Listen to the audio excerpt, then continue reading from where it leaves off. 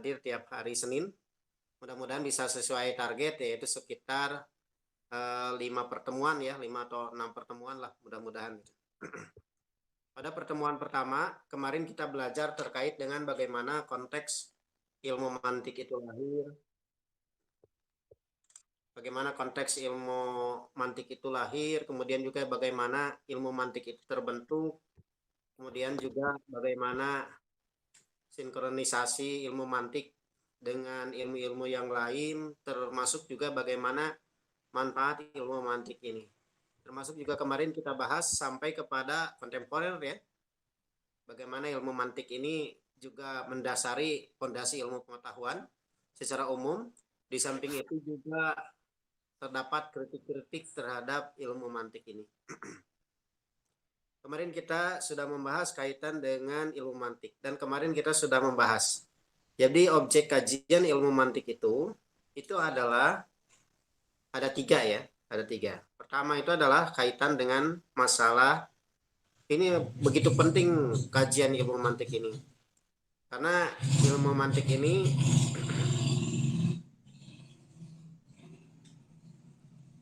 mantik ini menjadi sebuah fondasi bagi ilmu-ilmu ya, ilmu-ilmu yang lain.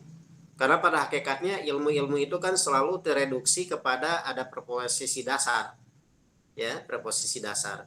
Yang nantinya itu misalkan sebuah ilmu itu ada objek material, kemudian ada objek formal, kemudian dari objek material dan objek formal ini kemudian dikembangkan. Nanti ada wilayah operasionalnya. Apa misalkan ya? Ilmu psikologi misalkan, oh itu tentang manusia. Nah, yang diteliti apanya manusia? Yang diteliti adalah kaitan dengan jiwanya. Misalkan. Nah, kalau ilmu mantik, ini diibaratkan itu adalah ibarat usulnya ya, usul fikihnya ibaratnya itu. Jadi kalau ada dalil, kemudian kalau usul fikih itu ada dalil, kemudian bagaimana sampai kepada ada dalil, bagaimana sampai kepada kesimpulan hukum, maka itu melalui usul fikih. Jadi usul fikih ini ibaratnya itu adalah sebagai perantara alat atau tool ya. Nah begitu juga dengan ilmu mantik. Ilmu mantik ini kemarin kita belajar kaitan dengan masalah epistemologi ya. Kemarin dijelaskan sudah ada yang kaitan epistemologi itu ada kaitan dengan masalah ontologi, kemudian ada masalah etika ya, aksiologi, kemudian satu lagi ada kaitan dengan masalah epistemologi. Nah, epistemologi ini salah satu bagian daripada kajian epistemologi ini adalah kajian dengan masalah logika. Kaitan dengan masalah epistemologi kemarin sudah dibahas. Ada kaitan masalah bagaimana sebetulnya manusia itu bisa mengetahui ya. Manusia itu bisa mengetahui itu kemarin kita sudah jelaskan, ini sekedar view saja bahwa manusia itu dapat mengetahui sesuatu itu yang menjembatani antara dirinya dengan realitas di luar. Yang pertama adalah dengan cara hisia. Ya. Yang pertama itu dengan cara hisia. Apa itu cara hisia? Yaitu cara dengan eh, pencerapan panca indera ya. Pencerapan panca indera. Misalkan kita bisa melihat sesuatu ya. Misalkan oh ini warnanya merah ya. Kemudian kita pun mencerap dalam diri kita warnanya merah disebabkan karena melihat sesuatu itu warnanya merah. Kemudian misalkan lewat sentuhan, misalkan seperti api itu panas, kita menyentuh api itu panas. Di sini panas, di Jakarta panas, di Amerika panas, kemudian ternyata di semua tempat pun panas. Kemudian kita berkesimpulan bahwa api itu panas. Nah, awal ketika disimpulkan api itu panas, kita itu berarti sedang menggunakan kesimpulan sesuatu berdasarkan panca indera kita. Ya. Jadi diantaranya yang pertama itu melalui isyah atau melalui panca indera ya, sesuatu yang indrawi. Kemudian yang kedua adalah melalui akal, ya, melalui akal, melalui rasio. Jadi manusia pun bisa mengetahui bukan hanya melalui akal, bukan melalui hisi saja, tapi juga melalui rasio, ya. Kalau dalam bahasa Al-Quran, ini diungkapkan bahwa manusia itu diberi potensi ada sam'ah, absor, sama afidah, ya. Gitu. Kemudian ada sam'ah, kemudian juga ada absor, kemudian juga ada afidah. Nah, kaitan dengan sam'ah dan absor ini, Ini adalah kaitan dengan kajian epistemologi, bagaimana manusia itu bisa mengetahui, maka melalui perantara penglihatan, kemudian juga melalui pendengaran, ya, gitu, pendengaran. Gitu. Allah itu memberi potensi ini. Ini sebetulnya di Dikrubati Afrodil Am, ya. Jadi bukan hanya ini, tapi juga bisa juga berupa sentuhan juga panca indera secara umum. Maksud di dalam karena itu menjadi pintu, ya. Nah, termasuk juga afidah itu juga kaitan dengan diantaranya adalah kaitan dengan fungsi rasio, ya, di dalamnya. Karena panca indera ini menjadi eh, bahan awal nantinya untuk epistemologi secara rasio. Hadirin rahimakumullah. Nah, ini kaitan dengan masalah apa? Ini masalah eh, kaitan dengan konteks ilmu mantik ini. Nah, ya, ada satu lagi itu konteksnya itu adalah kaitan dengan kalau dalam epistemologi Islam itu ada dengan konsep khobar sodik, ya. Konsep khobar sodik ini adalah kaitan dengan Al-Quran dan As-Sunnah, ya. Karena wahyu itu juga bagian daripada epistemologi, ya. Bagian daripada wahyu juga itu bagian daripada epistemologi. Nah, bagaimana pembuktian terhadap wahyu itu adalah kaitan dengan konsep khobar sodik. Nah, bagaimana membuktikan bahwa khobar tersebut adalah benar-benar sodik? Ya, tentu saja ada lewat pengujian. Di antaranya adalah lewat pengujian misalkan seperti ilmu hadis, ya, dan lain sebagainya. Itu adalah pembuktian terhadap nisbat sebuah wahyu. Dari rahimakumullah. Nah, ini juga sangat penting. Nah, ilmu logika ini itu adalah berada pada dimensi ilmu epistemologi kaitan dengan rasio, ya, kaitan dengan rasio. Itu kaitan dengan rasio. Jadi di sini adalah mabadi, ya, dasar-dasar berpikir secara rasional. Kita mulai dengan takrif, ya. Takrif ilmu mantik itu sebetulnya secara bahasa mantik itu bisa beberapa arti, ya. Pertama ada kaitan misalkan mantik itu dengan tradisi bicara, ya, an-natiq, natoko, ya, ada kesananya, ada mantuk kan, ya, ada mafhum, ada mantuk dan sebagainya. Itu juga bisa diartikan sebagai tradisi bicara. Kemudian juga mantik juga bisa diartikan sebagai kuatul akal, ya, kekuatan kekuatan akal, kekuatan akal itu mantik itu. Nah, apa yang dimaksud dengan di sini tentu saja kekuatan akal ini di sini maksudnya adalah akal itu sebagai dasar pertimbangan, bahan pertimbangan, ya, mizan. Itu mizan menjadi sebuah uh, ukuran nantinya itu untuk mengetahui benar dan salah. Nah, di sini ilmu mantik berperan. Hadirin wa rahimakumullah. Nah, kaitan dengan tidak akan terlepas berbicara ilmu mantik, ya, sebetulnya berbicara kaitan dengan masalah logika. Dan logika itu pada dasarnya adalah berasal dari kata logos, ya. Logos itu kan artinya bisa bahasa, bisa juga pengetahuan, ya, kaitan dengan logos. Nah, kita pun dari arti awal ini saja kita bisa bisa bisa memandang begitu pentingnya kajian ilmu mantik ini, ya. Karena apapun kaitan dengan masalah pengetahuan, ketika itu dikomunikasikan, ketika itu diwacanakan, mau tidak mau maka akan menggunakan medium bahasa, ya, medium bahasa. Nah, mau tidak mau berarti yang akan dikajinya itu adalah kaitan dengan masalah bahasa, ya. Bahasa sebagai representasi daripada realitas yang nantinya itu yang kita uji itu adalah kaitan dengan bahasa, penggunaan bahasa ini. Nah, berarti objeknya adalah kaitan dengan masalah bahasa ini atau tadi logos itu. Nah, hadirin iwatul iman rahimakumullah. Nah, kaitan dengan hal ini, maka di sini kita akan menjadi semakin lebih mengkerucut lagi bahwa kaitan dengan masalah kajian ilmu mantik ini karena semua ilmu pengetahuan itu juga didasari oleh bahasa, ya. Bahasa sebagai cermin daripada realitas, ya. Jadi tergantung nanti objek material dan objek formalnya, Maka disinilah wilayah penting daripada ilmu mantik. Jadi ilmu mantik itu adalah ilmu yang memang kemana-mana, ya, menjadi dasar bagi ilmu-ilmu yang lain, ya. Jadi istilahnya itu menjadi logika dasar, ya, bagi ilmu, ya, bagi ilmu. Karena ilmu itu biasanya nanti ada asumsi-asumsi dasar. Nah, dari asumsi-asumsi dasar inilah kemudian dikembangkan bentuk pemikiran-pemikiran yang lain. Nah, dari bentuk pemikiran-pemikiran lain kemudian dikembangkan lagi menjadi sebuah pohon pengetahuan. Nah, mau tidak mau ketika akan membuat sebuah pengetahuan, ya, pohon pengetahuan, itu pasti akan menggunakan ilmu mantik. Misalkan dalam mantik ada kajian terkait dengan masalah eh, takrif, ya. Takrif. Itu kan berarti kajiannya kaitan dengan kajian lafaz. Kemudian juga misalkan ada kajian kaitan dengan masalah qadiyah atau putusan. Ya, kalau kajian atau putusan ini tentu saja ini akan melibatkan kajian putusan ini. Tentu saja ini akan melibatkan tentu saja ini akan melibatkan bukan hanya maaf ini ya, banyak yang masuk.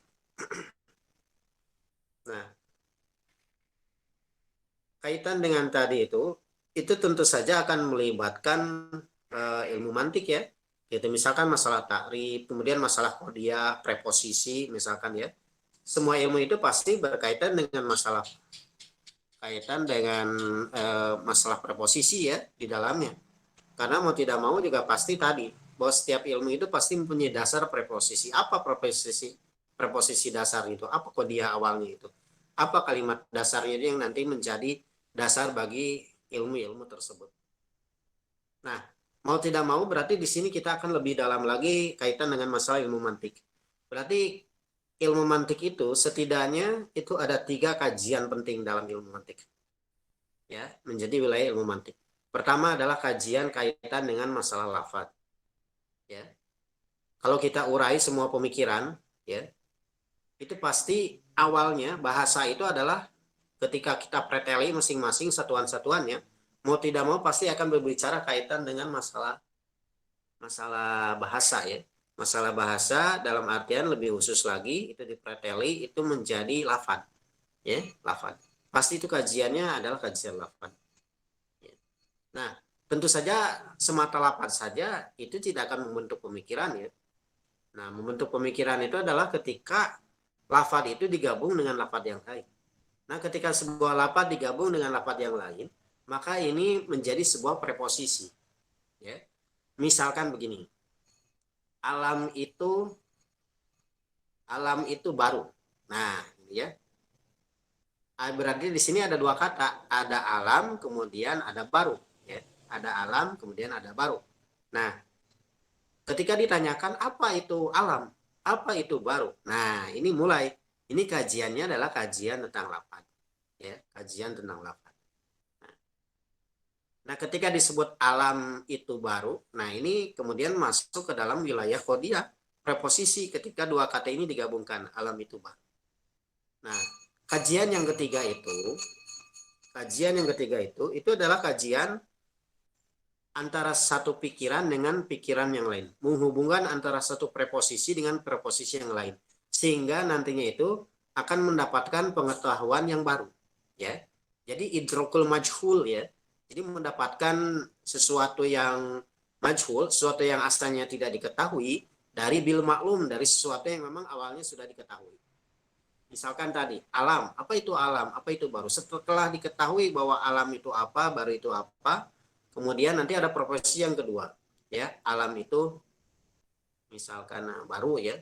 Setiap yang baru itu pasti diciptakan. Misalkan. Jadi setiap yang baru itu pasti diciptakan. Ini preposisi yang kedua. Apa itu diciptakan? Kemudian apa itu baru? Apa itu diciptakan? Ya. Setelah diketahui, nah nanti sampai ketika dua-duanya sudah bisa dua-dua preposisi ini sudah bisa diteliti mana yang benar mana yang salahnya, kemudian bisa dipastikan kebenarannya, misalkan setelah dipreteli secara tadi misalkan secara lafaz, ya, tidak ada kontradiksi di dalamnya. Nah, kemudian nanti beralih kepada misalkan qadiyah yang ketiga, ya, ini apa yang dinamakan dengan istidlal, menghubungkan satu pikiran dengan pikiran yang lain untuk mendapatkan sebuah pengetahuan yang baru. Ya. Tadi misalkan alam itu baru. Setiap yang baru itu pasti diciptakan. Kemudian ada kesimpulan bahwa alam itu diciptakan. Nah, kesimpulan alam ini diciptakan, ini adalah asalnya sesuatu yang tidak diketahui. Ya. Jadi idrokul majhul, mendapatkan sesuatu yang tidak diketahui dari yang sudah diketahui. Nah, inilah salah satu guna atau manfaat daripada ilmu mantik. Ya. Jadi ilmu mantik itu kenapa penting itu ya memang kajiannya kajian terkait dengan diantaranya kajian terkait dengan ini. Jadi ada lafad, kemudian ada gabungan dari lafad yang kemudian menjadi kalimat, ya apakah kalimat itu benar atau tidak misalkan. Kemudian yang ketiga itu adalah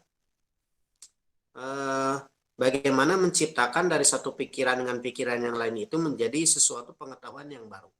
Jadi idrokul majhul, jadi mendapatkan sesuatu yang tidak diketahui dari yang sudah diketahui itu dengan cara seperti ini. Nantinya ada hubungan dilalah dan lain sebagainya. Nah itu mungkin sedikit gambaran saja kaitan dengan masalah objek operasional daripada ilmu mantik ini. Dan dari sini juga pasti semua ilmu pengetahuan itu berasal dari sini ya. Pasti ada kajian lafadznya, pasti ada kajian hubungan antar lafadznya, pasti ada gabungan antara satu kalimat dengan kalimat yang lain. Makanya ilmu mantik juga nantinya akan masuk kepada hampir semua ilmu ya. Semua ilmu. Termasuk juga nanti dalam kajian usul fikih juga masuk ilmu ilmu mantik ini ya, gitu. Khususnya dalam bagian nanti bagaimana menyimpulkan. Nah, itu mungkin itu sedikit mukadimah sebelum dilanjutkan. Mungkin ada pertanyaan tidak supaya lebih interaktif. Silakan. Di sini ada berapa ini? Ada 12 ya. Silakan mungkin ada yang mau ditanyakan.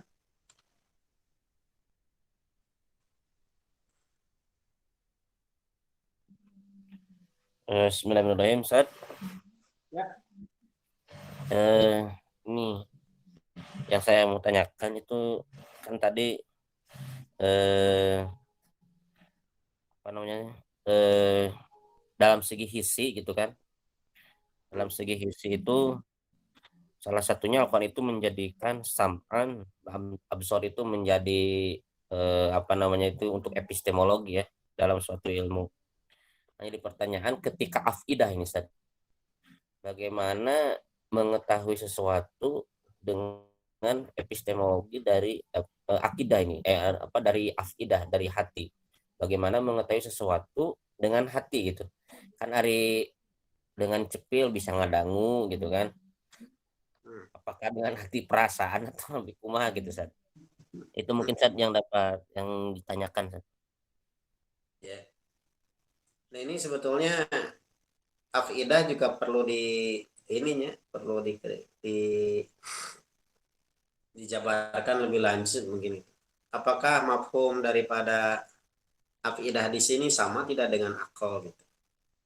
Karena akal pun apakah mungkin tidak akal itu bisa berpikir tanpa ada input ilmu daripada sam'ah dengan absor? Kira-kira bisa nggak? Mual biasa. Luar biasanya. Makanya saya pikir kaitan dengan afidah ini mungkin di sini juga di dalamnya itu adalah kaitan dengan akal. Ya, itu bahan bagi akal.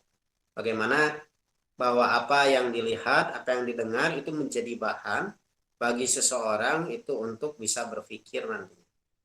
Semakin banyak dia melihat, semakin banyak dia mendengar, maka semakin banyak input untuk bagaimana afidah itu bisa diberdayakan secara potensi. Ya.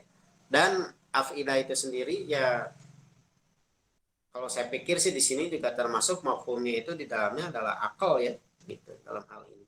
Akal. Itu akal dalam artian luas gitu, termasuk di dalamnya juga hati. Nah, kaitan dengan akal ini, akal itu kan punya berbagai potensi dasar. Pertama bisa menggabungkan, ya. Kemudian juga bisa refleksi kritis, ya. Di samping itu juga bisa berkreasi dengan sesuatu yang baru. Ya, itu sangat memungkinkan. Termasuk memorize, ya. Termasuk juga creativity, ya, inovasi dan lain sebagainya. Seperti misalkan ada singa, kemudian ada Ada Parao ya. Gitu. Kemudian orang Mesir berpikir waktu itu, kenapa tidak bikin sebuah makhluk baru itu. Jadi badannya singa, kepalanya Parao ya, gitu. Akhirnya apa yang disebut dengan Sphinx. Nah, ini kan bagian daripada fungsi daripada akal nanti. Jadi itu secara sederhana. Jadi kalau bagi saya pribadi sepertinya al-afidah ini perlu dikaji lebih lanjut ya. Gitu. Nah, saya pikir ini termasuk juga di dalamnya mafhumnya itu adalah akal. Nanti mungkin akan dibahas kaitan dengan apa itu mafhum, apa itu masodak ya. Kemudian juga supaya nanti bisa lebih dalam lagi terkait dengan hal ini. Ya, silakan ada lagi. Jadi kaitan dengan ilmu mantik ini itu adalah kaitan dengan kajian dengan lafaz, ya, kajian dengan hubungan antar lafaz yang nantinya menjadi kalimat, ya, atau preposisi, ya, atau lafaz itu kalau dalam bahasa logika itu yang lain itu disebutnya itu terma ya, term ya, terma. Kemudian ada preposisi atau kodiah atau putusan itu adalah gabungan daripada lafaz. Kemudian ada satu lagi dari gabungan kalimat itu kan membentuk pikiran. Nah, menghubungkan antara satu pikiran dengan pikiran yang lain untuk mendapatkan ilmu baru, maka itu disebut dengan istidlal nantinya ya. Atau disebut juga dengan proses apa ya, berpikir kalau nggak salah di dalam kajian ilmu logika itu. Karena memang perlu dipadankan juga ya supaya tidak bingung kaitan dengan hal ini. Ya, sebelum kita masuk ke inti ini, ada yang ditanyakan lagi? Cukup ya? Sebentar. Iya. Ya, cukup Ustaz, insya Allah.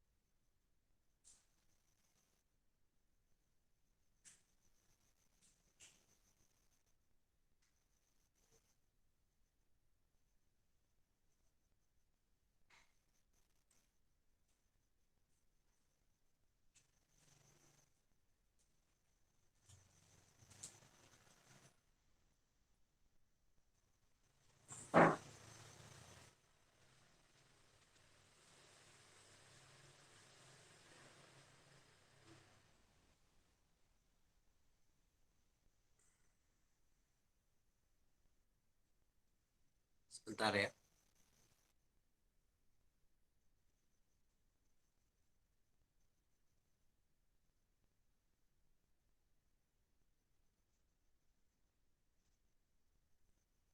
Ya, kita lanjutkan kembali.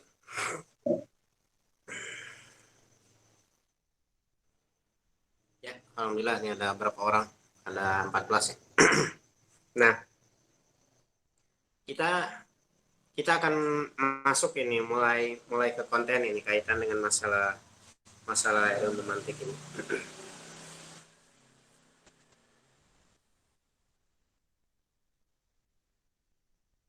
Ya.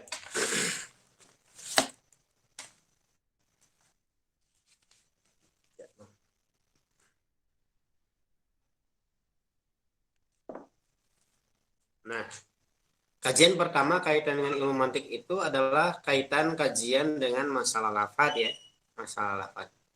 Nah, insya Allah kali ini juga kita akan membahas secara yang ringkas kaitan dengan masalah lafaz ini.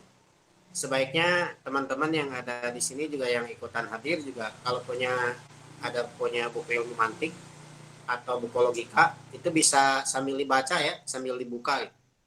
Karena memang abstraksinya lumayan kalau tidak sambil membaca atau misalkan ada buku yang dipegang, ini agak lumayan juga sebetulnya kajian.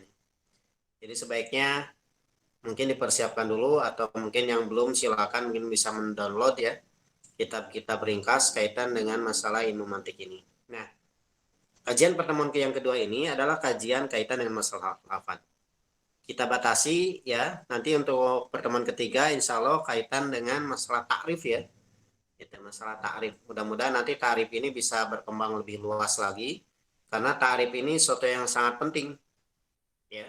Kita banyak berbicara kaitan dengan masalah sesuatu yang kadang-kadang membicarakan sesuatu tanpa kita pahami betul apa itu artinya. Misalkan kita ngomong kaitan dengan isbal misalkan ya. Apa itu isbal misalkan? Ngomong isbal, isbal, isbal, tapi tidak tahu sebetulnya apa pengertian daripada isbal. Misalkan. Atau juga misalkan ketika ngomong masalah khilafah misalkan ya. Ini apa sebetulnya? Tegakkan khilafah misalkan. Nah, ini harus diperdalam kan misalkan. Oh, apa itu khilafah? Apa itu batasannya? Apa mafhumnya? Apa masodaknya? Apa dalil-dalilnya? Apa batasannya? Apakah misalkan itu ta'akuli ataukah istihadi? Bagaimana dalam konteks sejarah dan lain sebagainya. Itu kan menjadi sesuatu yang tidak sederhana ya. Tapi harus betul-betul diketahui apa batasannya ya. Kemudian kalau dalam bahasa ilmu mantik itu manijami hului ya. Itu. Jadi betul-betul merangkul sambil meniadakan yang lain ya. Gitu. Nah, itu kaitan dengan tarif. Nah, ini insya Allah mungkin di pertemuan yang ketiga ya. Untuk yang pertama ini kita insya Allah akan membahas kaitan dengan pelajaran mantik yang dasar ini kaitan dengan masalah lafaz ya. Nah, dari rahimahumullah. Nah ini. Jadi tidak akan terlepas sebentar.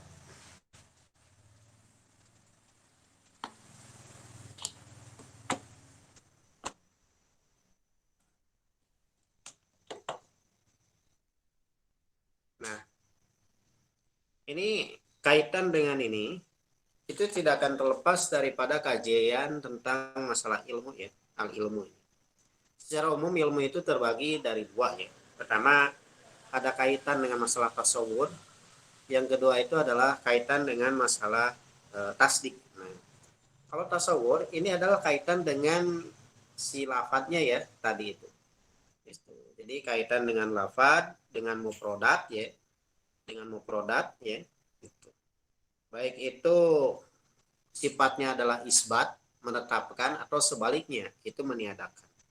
Ini kaitan dengan masalah tasawur dengan masalah konsep. Jadi kaitan dengan masalah konsep ini, lafadz itu tentu saja itu adalah ada konsep di dalamnya.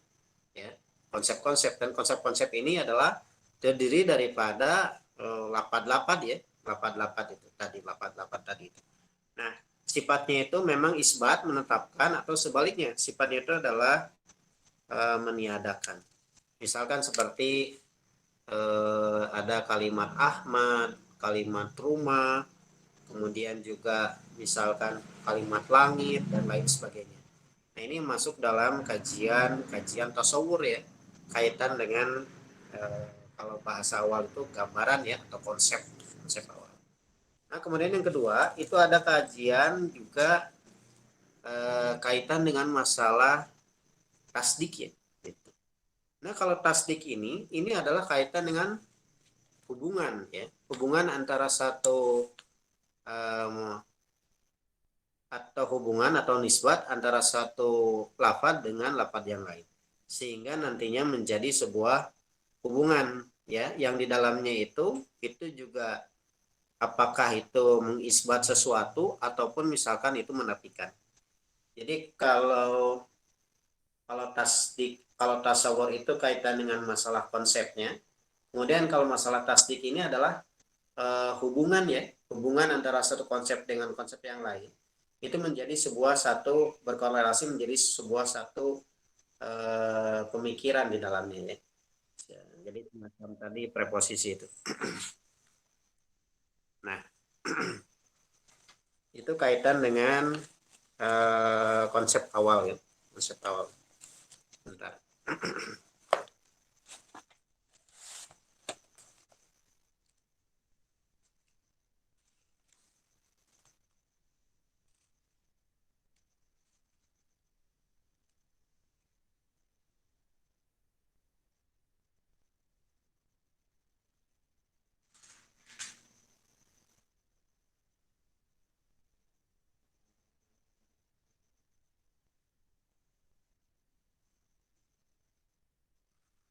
Jadi kalau tasdik itu memang sudah menghubungkan antara satu konsep dengan konsep yang lain ya. Jadi ini sudah mulai rumit ya. Ada tasawur, kemudian ada tasdik.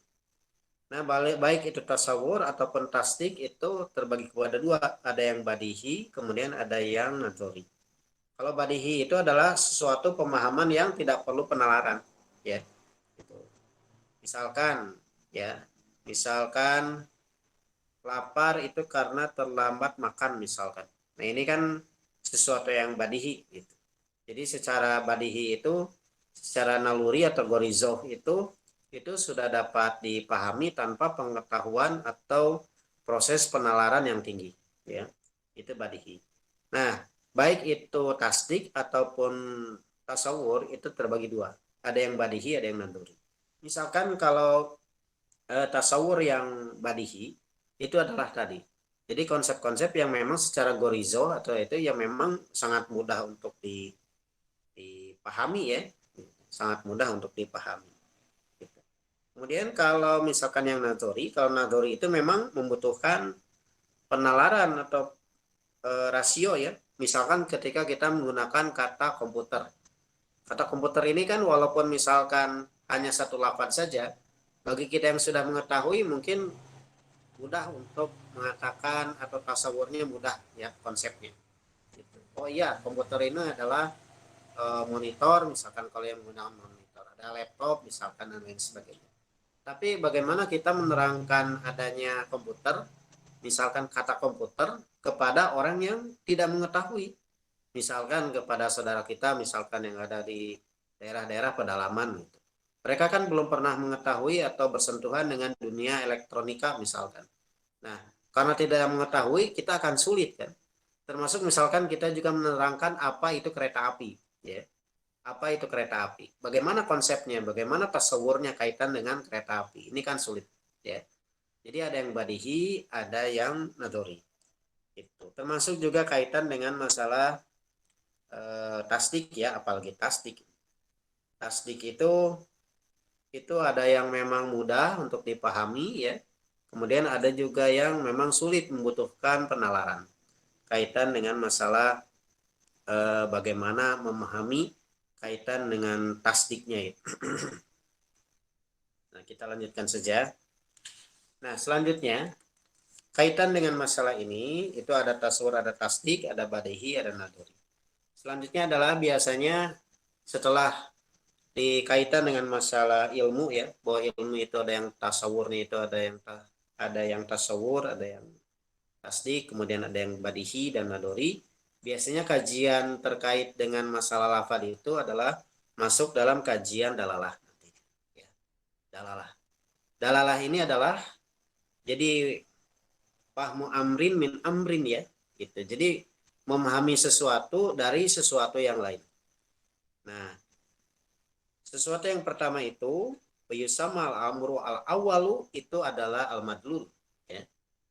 Itu adalah yang ditunjukkan. Kemudian untuk sesuatu yang kedua ya atau urusan yang kedua itu disebut dengan adal ya. Adal itu berarti yang menunjukkan. Nah, di sini kalau mungkin agak rancu ya bahasanya. Tapi minimal kalau kita misalkan gunakan bahasa kaum strukturalis ya dalam filsafat itu itu ada yang namanya signifier, ada yang namanya signifier. Ya. Jadi ada petanda, ada tanda, ada petanda. Ya. Ada tanda, kemudian ada petanda. Ada signifier, kemudian ada signifier. Misalkan ada kata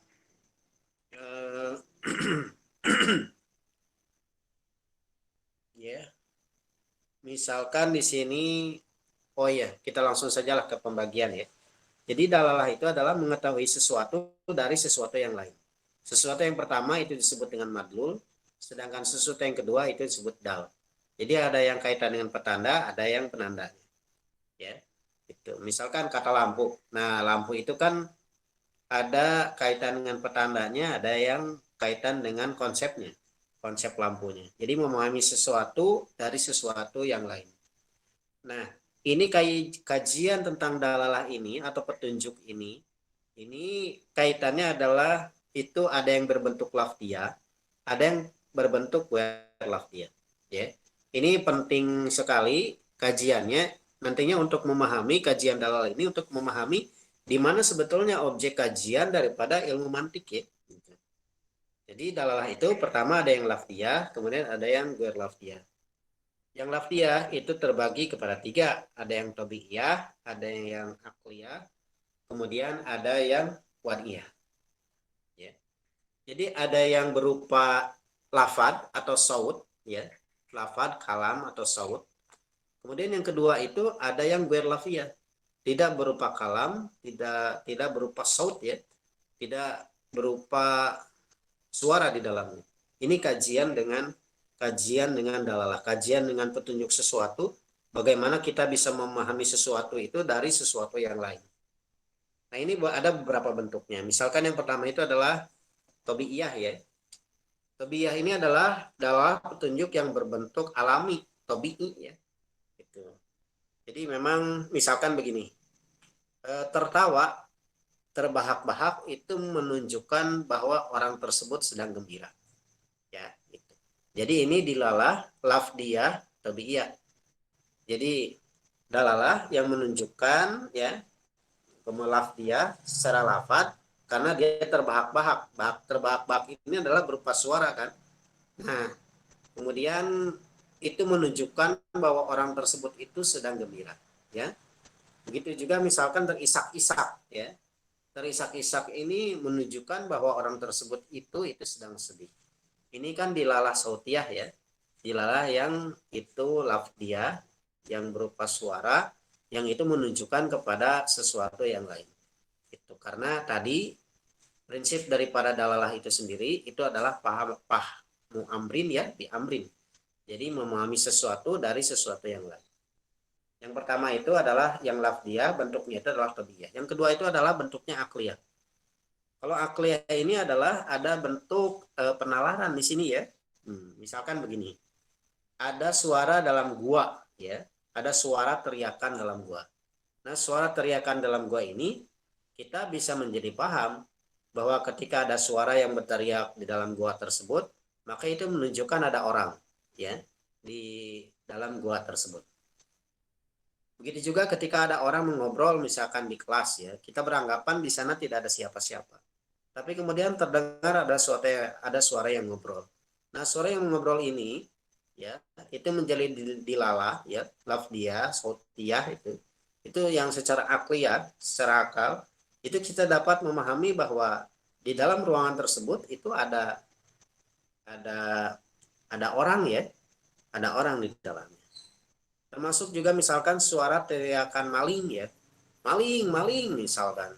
Itu menunjukkan memang ada pencuri yang masuk ke dalam rumah tersebut ya. Ini adalah dilalah akliyah ya, secara akal gitu. Jadi lafaz yang menunjukkan nantinya ada hubungan secara akal, nantinya kita akan mendapatkan sebuah pengetahuan baru dari fahmu amrin bi amrin tadi ya. Dari satu gejala sesuatu yang berupa suara itu ya, itu kalau dalam di sini akliyah itu kita akan mendapatkan pengetahuan baru. Pengetahuannya adalah kaitan dengan misalkan kalau ada yang menyebut maling berarti di sana ada pencuri. Kemudian ada satu lagi adalah dilalah lafdiyah wad'iyah. Nah, ini yang menjadi penting. Dan ini menjadi kajian ilmu mantik nantinya ya. Yang sengaja dibuat oleh manusia untuk suatu isyarat atau tanda berdasarkan kesepakatan. Jadi ada tanda ya, gitu. Tanda secara lafziyah ya. Kemudian wad'iyah ini adalah yang dibuat secara sepakat, secara adat, itu memang menunjukkan kepada sesuatu ya, berdasarkan kesepakatan atau berdasarkan istilahnya itu konsensus ya. Misalkan orang Sunda menetapkan bahwa ketika menyebutkan kata cau ya, itu menunjuk kepada buah pisang yang dipahami oleh orang Jakarta misalkan. Itu juga misalkan orang Jawa sepakat bahwa kata gedang itu menunjukkan dilalah kepada buah pisang ya, menunjukkan dilalah kepada buah pisang. Nah, ini sebetulnya ini adalah kaitan dengan adanya bahwa mana itu mungkin itu ketika adanya konsensus di sana ya, itu dipahami secara konsensus. Termasuk juga bahasa-bahasa yang lain ya, gitu.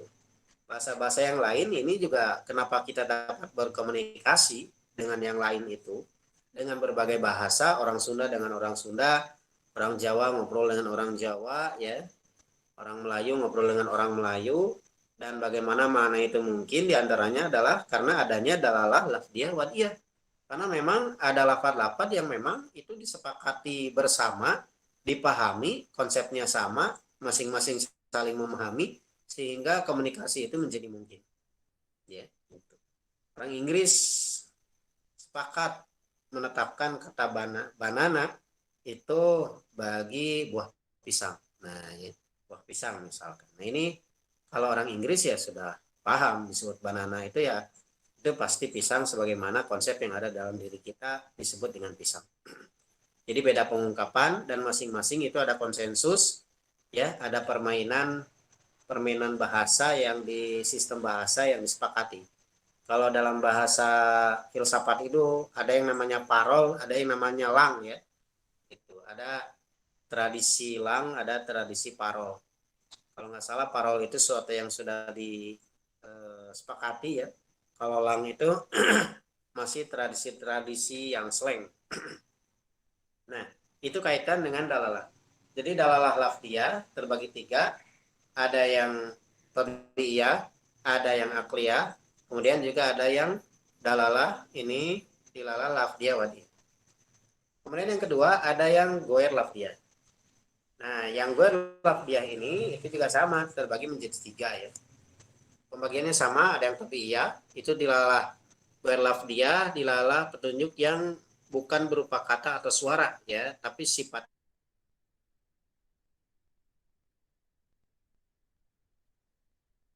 Ini lebih kepada gestur ya, misalkan gestur wajahnya itu cerah. Nah, ini menunjukkan bahwa dia itu sedang senang misalkan. Kemudian juga menutup hidung. Nah, ini berarti ada sesuatu yang tidak disukai ya, atau sesuatu yang baru, atau sesuatu yang bau ya, atau menghindari sesuatu yang busuk ini, bau bangkai dan lain sebagainya. Ini menunjukkan bahwa gerakan atau gestur tersebut itu dijadikan dasar dilalah secara tabiiyah ya, itu secara alami, dan ini sepertinya lebih universal ya, bahasa seperti ini itu menunjukkan kepada makna ya, mana sesuatu. Untuk itu oh berarti ada sesuatu yang baru, kemudian oh wajahnya cerah ini. Nah, ini biasanya bahasa-bahasa seperti bahasa-bahasa universal. Itu secara alami itu orang itu sudah bisa paham ya. Kemudian ada juga yang sifatnya akliyah. Sifatnya akliyah misalkan ketika kita menyimpan uang di bawah bantal, kemudian uang tersebut menjadi tidak ada. Kemudian kita menjadi berpikir pasti ada orang yang mengambil.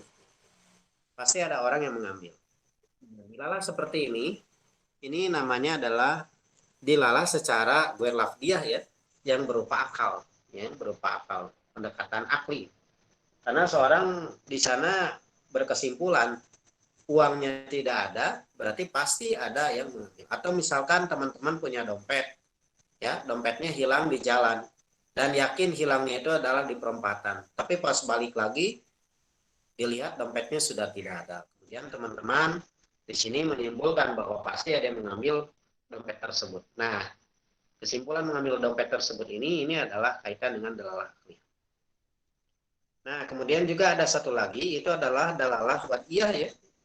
Dalalah ghairu lafdiyah yang wad'iyah.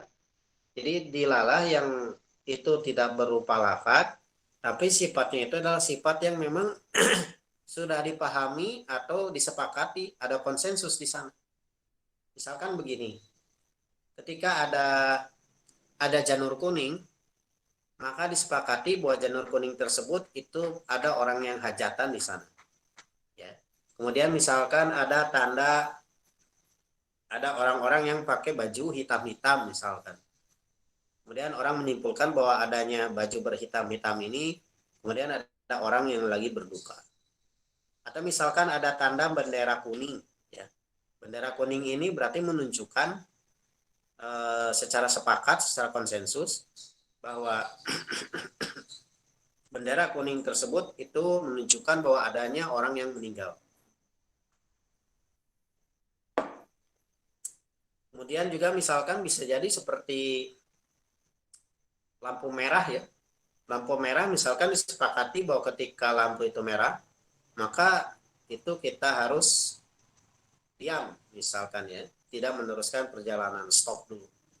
Kemudian kalau kuning hati-hati, kalau warnanya hijau berarti itu jalan. Nah ini kaitan dengan masalah dalalah ya. Masalah dalalah juga ini penting ini ya, untuk menunjukkan kaitan dengan memahami sesuatu dari sesuatu yang lain, tidak akan terlepas dari dua hal ini. Ada yang lafziyah, ada yang ghair lafziyah. Kemudian ada yang sifatnya itu dua-duanya juga terbagi tiga ya. Ada yang sifatnya itu tabiiyah ya, ini secara alami, secara gorizo itu juga sudah mudah untuk dipahami. Dan biasa ini bahasanya bahasa universal kalau seperti ini. Ya. Kemudian yang kedua itu ada yang akliyah. Nah ini sifatnya ada hubungan sebab akibat logis ya. Kemudian ada satu lagi itu kaitan dengan konsensus ini, kaitan dengan kaitan dengan wad'iyah ya. Biasanya berdasarkan adat, berdasarkan konsensus. Bagaimana sesuatu itu bisa dipahami dari sesuatu yang lain, itu memang berdasarkan konsensus. Nah, kita lanjutkan ya. Atau ada yang mau ditanyakan dulu? Misalkan, kalau misalkan ada yang sesuatu yang belum dipahami, silakan. Ini kedengaran jelas sama yang lain? Alhamdulillah kedengaran saat jelas. Jelas Ustaz. Jelas ya, ya. Silakan, mungkin ada yang mau ditanyakan. Ini sambil lihat bukunya semua ini. Ini sebetulnya kita hanya sekedar berdiskusi ya. Jadi saya bukan berarti pembicara tunggal, hanya fasilitator saja. Ya, kemudian juga mengingat-ingat pelajaran mantik yang dulu memang pernah dipelajari ya. Pernah dipelajari. Mudah-mudahan semakin banyak kita mengulang murojaah, semakin pemahaman kita juga akan menjadi semakin lebih meningkat dan semakin berai-beraian ya, semakin terbuka pintu ya, pintu ilmu kaitan dengan masalah ilmu mantik ini. Ya, silakan. Atau ada tanggapan? Memang lumayan abstrak ini kaitan dengan ini.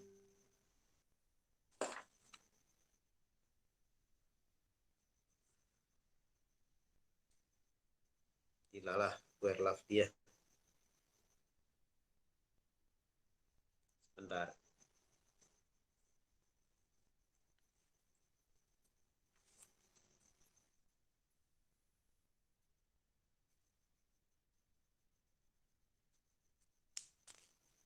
Ya.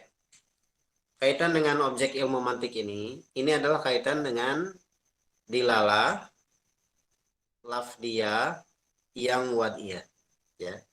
Dilalah wad'iyah dilalah, lafdiyah, yang wadiyah. Ini yang menjadi memungkinkan kajian yang menjadi fokus para ahli ilmu mantik. Karena mau tidak mau, kalau tadi kan berupa bahasa isyarat. Kalau bahasa isyarat kan sulit kalau yang gue lafdiyah itu ya. Gimana nanti kajiannya? Apa nanti parameternya? Agak sulit juga. Walaupun itu sangat mungkin juga dipahami. Tapi sangat jarang kan digunakan sebagai parameter kebenaran, atau misalkan itu digunakan ya, digunakan itu hanya sebagian saja yang menggunakan. Kemudian juga kaitan dengan yang tadi lafdiyah, yang akliyah, kemudian juga yang itu juga tidak terlalu banyak ya, mafhum dan juga masodaknya. Yang paling mungkin itu adalah yang menjadi kajian daripada ilmu mantik ini adalah dilalah, lafdiyah ya, dilalah lafdiyah, kemudian yang wadiyah ya, dilalah secara lafad, yang nanti secara konsensus. Nah, mau tidak mau kan kaitan dengan masalah ilmu ini, apalagi yang ada dalam tulisan-tulisan, preposisi dan lain sebagainya, maka itu adalah bentuknya bahasa tadi, bahasa-bahasa yang sudah disepakati secara konsensus. Dan inilah yang paling mungkin untuk nantinya diteliti secara ilmu mantik, nantinya dibedah. Ya, jadi ini pentingnya kajian kaitan dengan masalah dalalah. Nah, kita lanjutkan ya. Masih ada berapa orang nih? 15 ya. Alhamdulillah. Kita lanjutkan.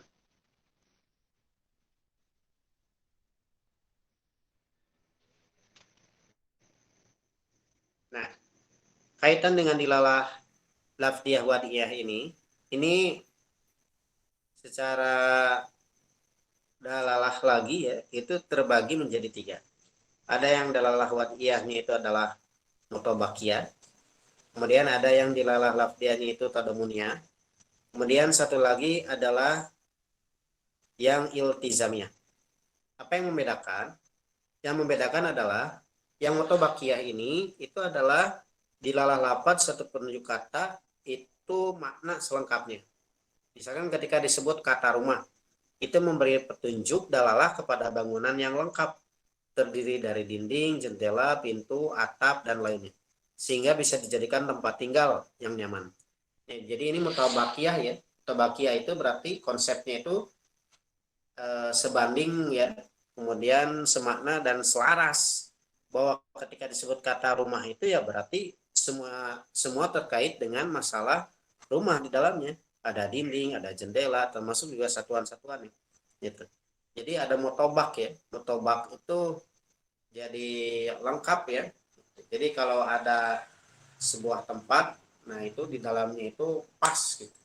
Mutobak itu. Ya. Jadi di lafziyah wadiyah yang itu dalam lafadznya itu adalah makna selengkapnya. Jadi sesuai ya, maknanya. Ketika disebut rumah misalkan, begitu juga ketika disebut mobil misalkan. Ya mobil itu tentu saja di dalamnya juga ada kursi, ada setir, ya, ada ban gitu. Jadi terdiri dari entitas-entitas tertentu di dalamnya yang semuanya membentuk satu kesatuan yang nantinya itu apa yang disebut dengan mobil. Yang kedua itu adalah dalalah lafdiyah wadiyah tadomuniyah ya. Itu. Kalau ini adalah dilalah lafad yang menunjukkan kepada bagian-bagian maknanya. Ya. Misalkan ketika dikaitkan ya, ketika misalkan menyuruh ya, menyuruh tukang itu untuk memperbaiki rumah. Maksudnya itu tentu saja bukan hanya sekedar rumah ya, tapi maksudnya itu bukan seluruh rumahnya, tapi hanya bagian-bagian yang rusaknya saja. Nah ini disebut dengan tadomunia ya, tadomunia. Kalau dalam ada satu lagi nih, satu lagi adalah iltizamiyah. Kalau iltizamiyah itu menunjuk dalam lafad kepada sesuatu yang di luar makna lafad yang dimaksud ya, atau yang disebutkan, tetapi masih terikat erat dengan makna yang dikandungnya. Misalkan ketika menyuruh seorang tukang memperbaiki asbes, loteng, tentu saja maka yang dimaksudkan itu bukan hanya asbesnya saja ya, tapi yang terkait juga dengan prasyaratnya. Misalkan asbes itu kan selalu nempel kepada kayu ya. Nah, berarti termasuk juga kayunya itu harus diperbaiki dengan persyarat yang di dalamnya. Nah, memperbaiki kayu ini itu adalah bagian daripada iltizamnya. Jadi dilalah lafdiyah wadiyah ini terbagi tiga. Ada yang mutobakiyah, ada yang tadumuniyah, kemudian ada yang iltizamiyah. Ini erat kaitannya nanti dengan masalah usul fikih ya. Usul fikih nanti teman-teman akan belajar kaitan dengan masalah ada mantuk, ada mafhum. Ya, mantuk, ada mafhum. Kalau misalkan masih dalam tadomuniyah, kalau dalam masih tadomuniyah, ya ranahnya itu bagian, misalkan seperti begini, rumah disebutkan rumah kan pasti ada bagian-bagiannya di dalamnya. Misalkan ada pintu, maka itu bagian daripada rumah. Ada genting, maka itu bagian dari rumah. Ya. Ketika disebutkan adanya tiang, maka itu bagian daripada rumah. Ya. Nah ini juga sama. Misalkan ketika menyebut begini, awalamas, misalkan la yang masuk Quran ya, tidak menyentuh Quran misalkan illa tohirun, kecuali orang yang suci misalkan ya. Tentu dalam hal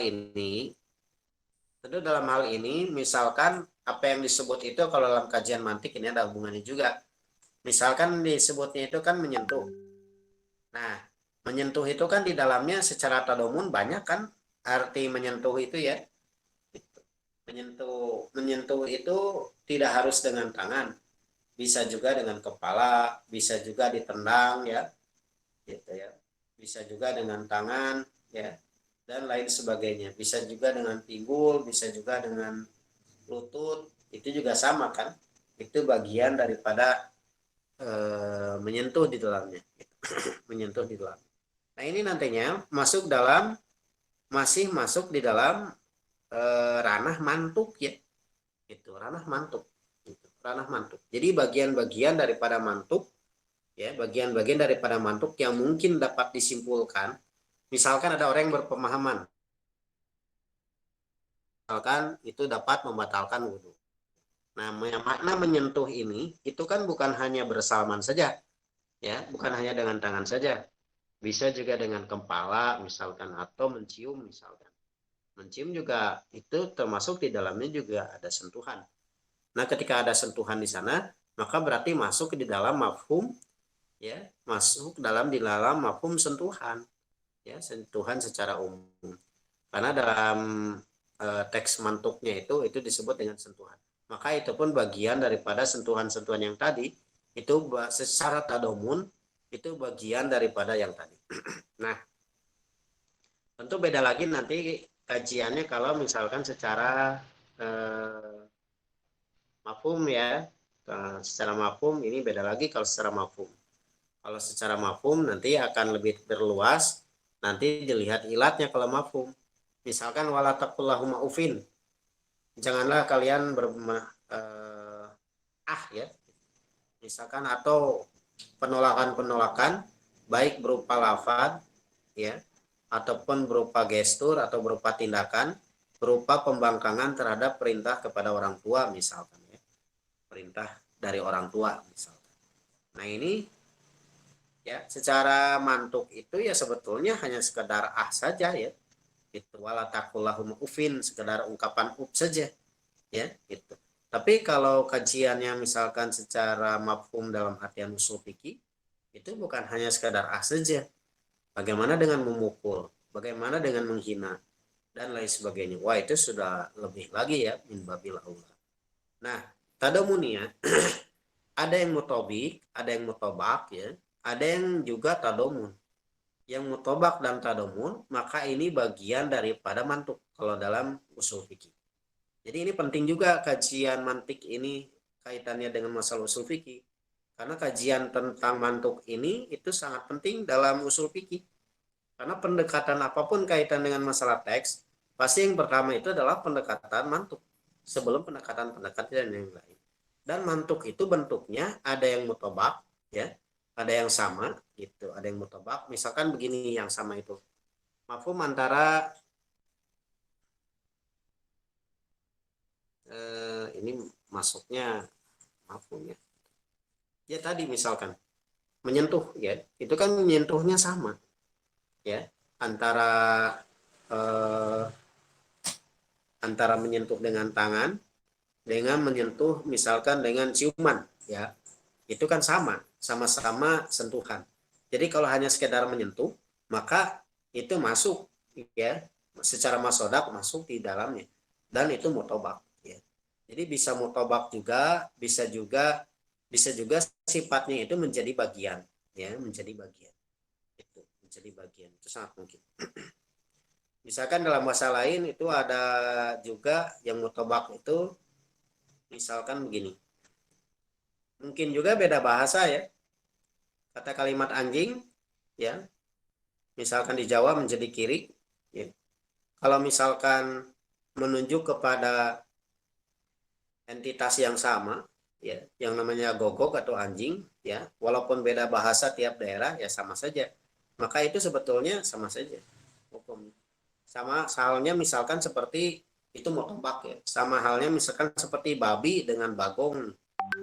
Babi itu kan biasanya yang diternak ya kalau bagong itu biasanya binatang yang sama dengan babi ya satu spesies tapi biasanya yang liar gitu disebut dengan bagong misalnya. Nah ini babi dan bagong ini saya mau tobak sebetulnya karena mafhum dan masodaknya itu sama. Jadi mau tobak jelalafan sama.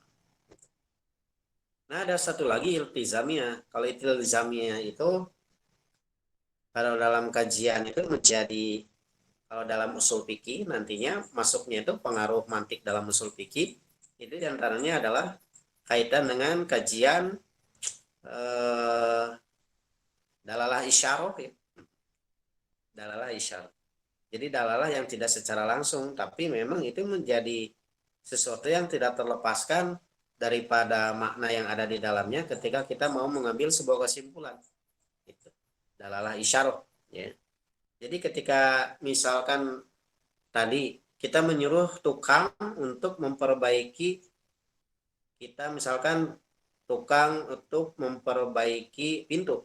Nah, pertanyaannya apakah memperbaiki pintu saja? Tentu saja kan di dalamnya bukan hanya pintu saja, tapi juga ada engselnya. Kemudian juga ada kalau ada yang pakai kaca pintunya kacanya juga. Kemudian juga misalkan ada kunci-kuncinya juga dan lain sebagainya. Nah, itu bagian daripada jadi mengandaikan kepada sesuatu maka mensyaratkan juga prasyarat yang ada di dalamnya. Nah, prasyarat-prasyarat inilah yang nantinya kalau dalam kajian ilmu mantik itu dinamakan dengan iltizamiyah. Ya, iltizamiyah. Jadi dalalah, lafdiyah, wadiyah, iltizamiyah. Kalau dalam bahasa usul fikih nantinya itu menjadi kajian daripada dalalah isyarah. Ya, dalalah isyarah. Misalkan seperti kesimpulan Imam Syafi'i ya, bahwa mengandung itu paling paling rendah itu bayi itu 6 bulan ya 6 bulan itu kan kesimpulannya berasal daripada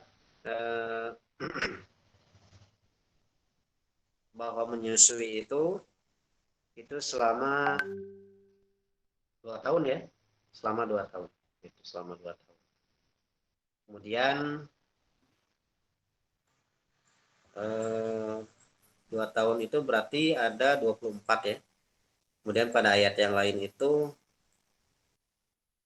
mengandung dan hamil itu selama 30 bulan. Ya, 30 bulan. Nah, berarti 30 bulan dikurangi 24. Berarti 6 bulan. Nah, itu salah satu bulan berdasarkan ini dilalai syarat iltizamnya.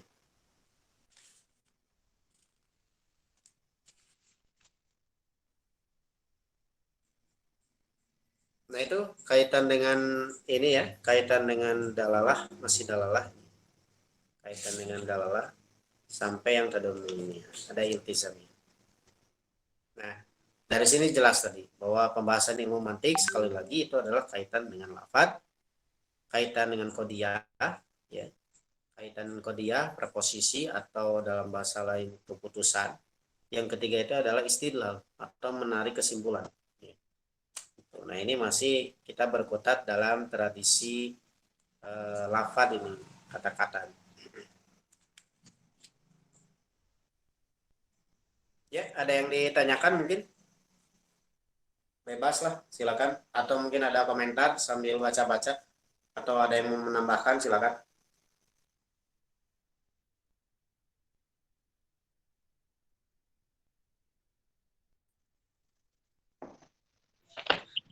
Saya Lumayan terkait ya, ilmu mantik ini kita ya, Kuma, Sep, gimana? terkait posisi ilmu mantik pamitelpat dina truku istinbat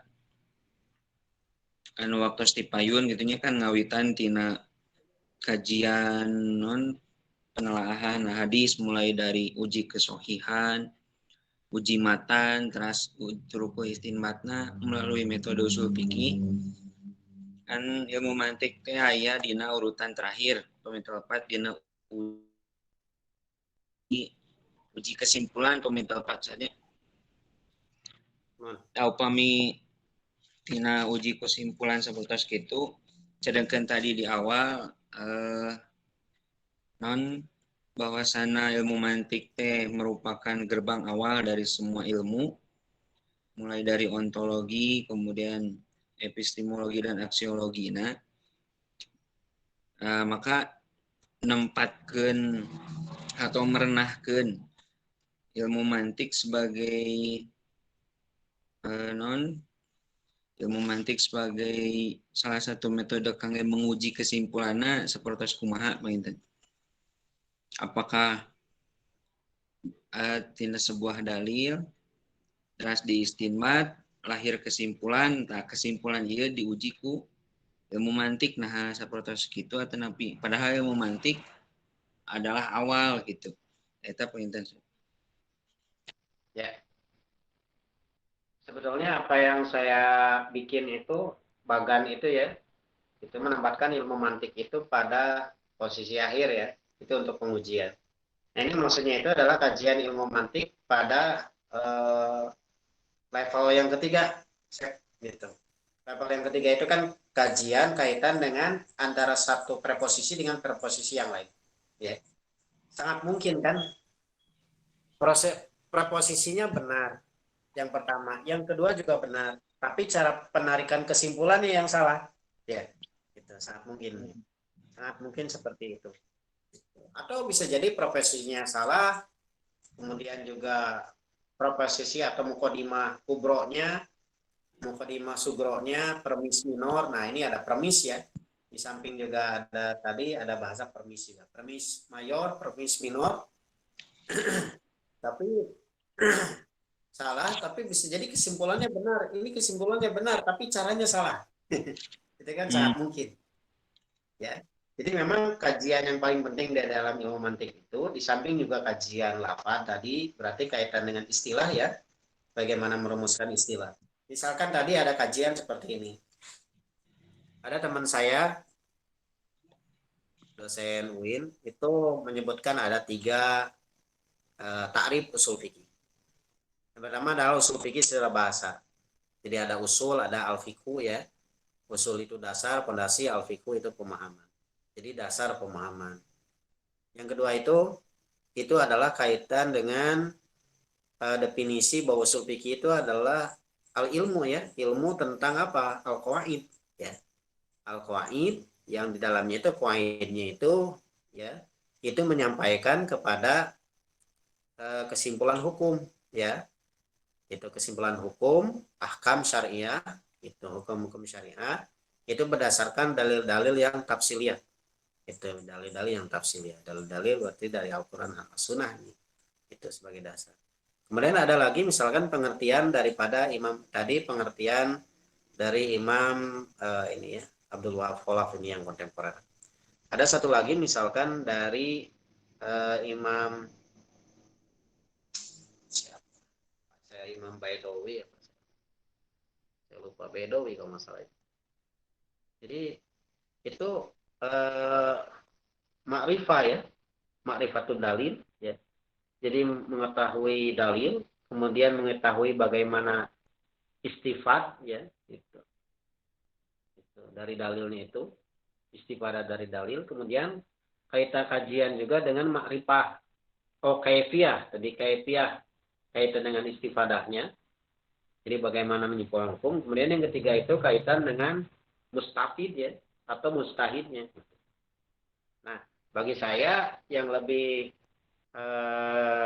menarik, ya, dan lebih manijami huluwi, ya, yang Abdul Wahab Khalaf, ya, ini lebih jelas. Misalkan ada nanti kan dalam kuliah al-khoms itu, ya, ada jinas, ada nau itu. Nanti kan jelas. Oh, ini ilmu. Ilmu apa? Ilmu apa? Kaidah-kaidah. Kaidah-kaidah apa? Kaidah yang nantinya menyampaikan kepada kesimpulan hukum. Ya. Dari mana asalnya? Itu dari, nah ini kan jelas. Itu tujuannya, kemudian posisinya di mana. Walaupun tadi juga sebetulnya itu juga sudah bagus gitu. Yang makrifah dalil itu, ya, kemudian juga bagaimana kaifiyatnya itu menyimpulkan dalil, kemudian satu lagi kaitan dengan kajian mustahid. Tapi secara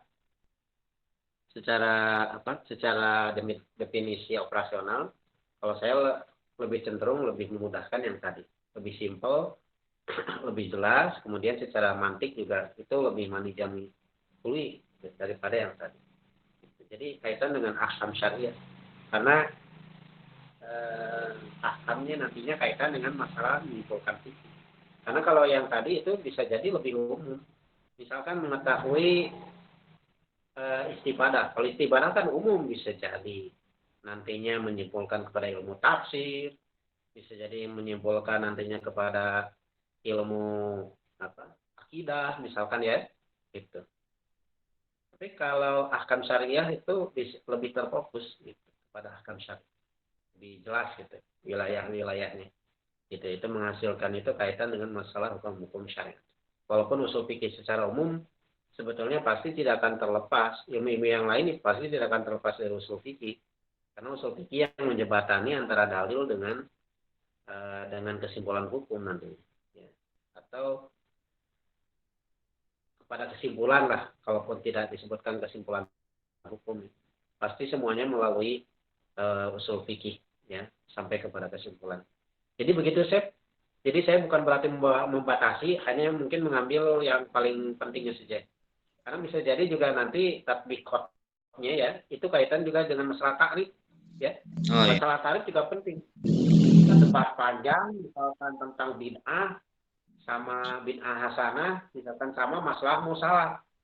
Wah, ini bukan, ini masalah musalah. Oh enggak, ini bid'ah hasanah. Ternyata misalkan setelah diskusi panjang gitu, ternyata dawabit antara bid'ah hasanah sama masalah musalah misalkan, ya, itu sama misalkan, ya. Jadi itu kan jadi akhirnya debat khilaf lafzi itu jadi capek, ya. Padahal mafhumnya sama, mafhum dan masodaknya, ya. Misalkan ini misal bagian berpendapat antara bid'ah hasanah dengan masalah mursalah itu juga. Yang membedakan itu hanya dari sisi penggunaan istilah. Jadi kan kalau kita tidak paham mantik, waduh, justru malah capek, ya. Tapi kalau kita paham mantik, coba kita akan nanti kan membahas ini batasannya apa. Kita sepakati dulu takrifnya. Kalau misalkan dari takrifnya saja tidak sepakati, bagaimana kita bisa bersepakat kepada preposisi atau pikiran-pikiran selanjutnya. Makanya misalkan seperti misalkan kalau kita ambil contoh tokoh saja, ya, seperti Hasan. Kalau Hasan itu debat itu, ya, disepakati dulu istilah-istilah yang digunakan. Kalau misalkan ketika digunakan itu istilah-istilahnya itu tidak disepakati, ya, maka biasanya tidak terjadi perdebatan. Ya, lebih baik tidak saja. Kenapa? Karena, ya, bagaimana kita mau sepakat? Toh istilah-istilah yang digunakan juga ternyata antara saya dengan antum itu berbeda istilah, ya. Berbeda mafhum dan maksud. Jadi bisa dipahami Sep ya. Jadi itu kajian dengan lafaz nantinya penting. Kajian kita bisa analisis, kita bisa bongkar. Ya. Makanya mau tidak mau bagi orang ahli mantik ya berarti dari bisa sisi kritik itu kalau kita kuat sisi mantiknya belum apa-apa kita sudah bisa kritik kaitan dengan masalah takrif yang digunakan. Ini takrifnya manijam dulu tidak? Ya, jangan-jangan ada yang belum masuk atau jangan-jangan terlalu sempit. Jangan-jangan ini terlalu luas sehingga yang lain juga masuk. Nah, saya pikir yang takrif yang Al-Baidawi kaitan dengan usul fikih ini terlalu luas, ya. Karena saya pikir kajian usul fikih ya kajian dengan ahkam syariat. Karena kesananya kaitan dengan masalah nantinya hukum-hukum, apakah hukum-hukum kaitan dengan hukum wad'i ataupun kaitan dengan hukum-hukum taklifi ya, taklifi kaitan dengan hukum taklifi ataupun kaitan dengan hukum wad'i. Jadi begitu saya bisa dipahami saya. Termasuk juga uji preposisi saya, ya. Uji preposisi juga sama.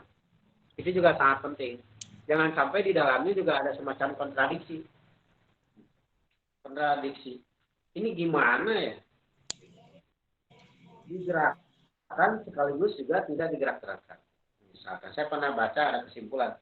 Ini digerakkan sekaligus juga tidak. Oh, digerakkannya cuma sekali. Dalam hadisnya misalkan antara digerak-gerakkan dengan tidak digerak-gerakkan. Nah, ini sebetulnya sulit untuk dijamakan.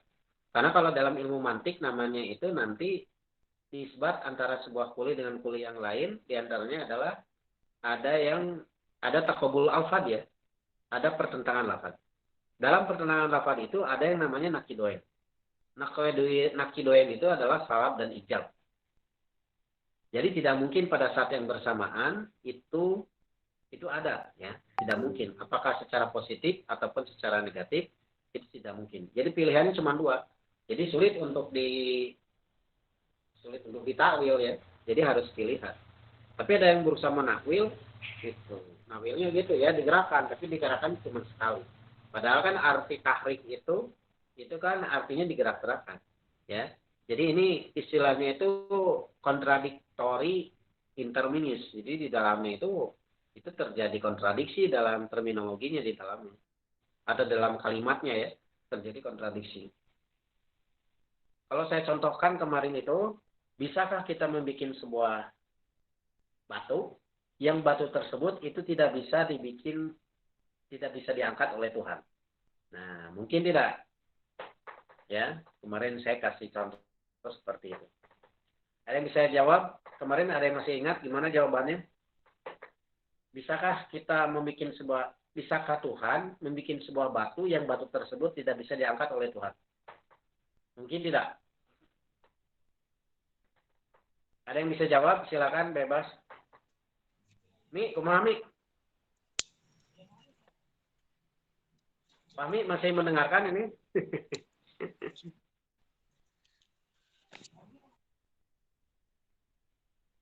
Yang lain ini belum bersuara ini.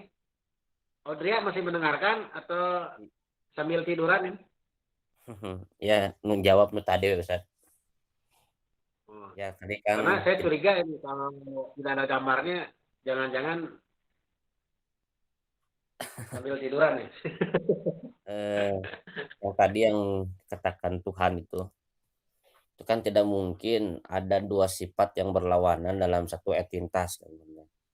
Seperti si Ahmad teh bunta jeung buta gitu. Cing bener adek bunta rek bunta gitu.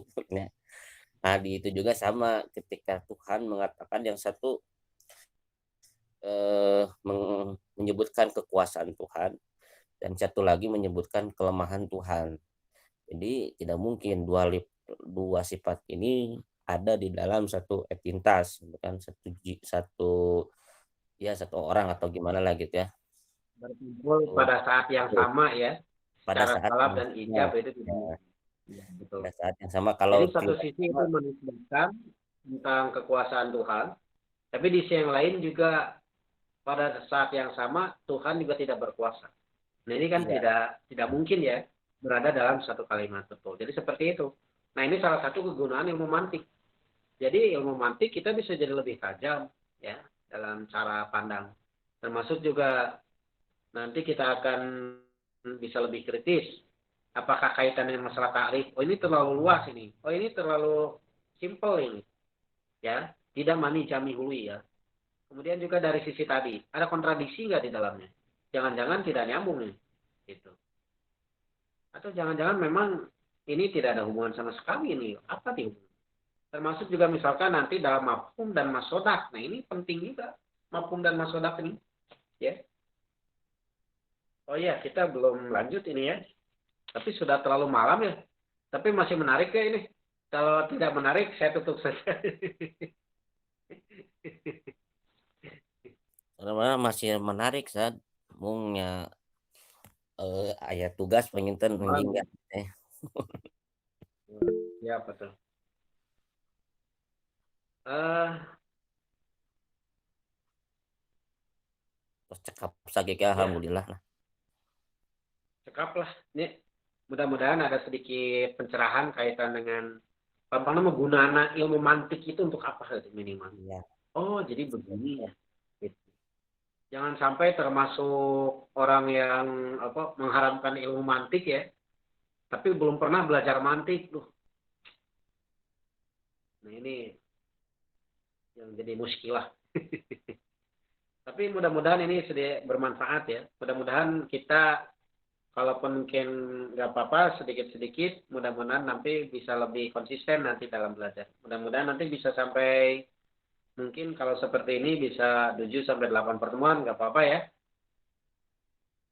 Tapi Ya, nggak apa-apa, Ustaz. nanti Ya. kita akan bisa Insya paham Allah. lah sedikit-sedikit bagaimana kaitan dengan analisis daripada ilmu mantik ini itu bermanfaat dan korelasinya dengan ilmu-ilmu yang lain dan bagaimana digunakan sebagai pisau analisis.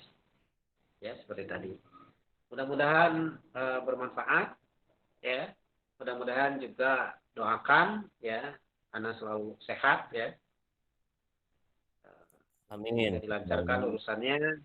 Mudah-mudahan juga antum semua juga sama dilancarkan urusannya dan mudah-mudahan minggu depan juga bisa ikut kajian lagi. Karena jangan anggap yang ikut kajian ini itu orang-orang pengangguran, ya. Pengangguran bagi orang yang punya banyak alasannya. Gitu. Oh ini saya ini ada kegiatan apa itu. Padahal sebetulnya kita juga bukan pengangguran, tapi menjadikan kajian ilmu itu sebagai salah satu daripada prioritas utama. Ya itu mungkin dapat yang disampaikan. Mudah-mudahan bermanfaat, mudah-mudahan berkah, ya. Assalamualaikum warahmatullahi wabarakatuh. Waalaikumsalam. Waalaikumsalam.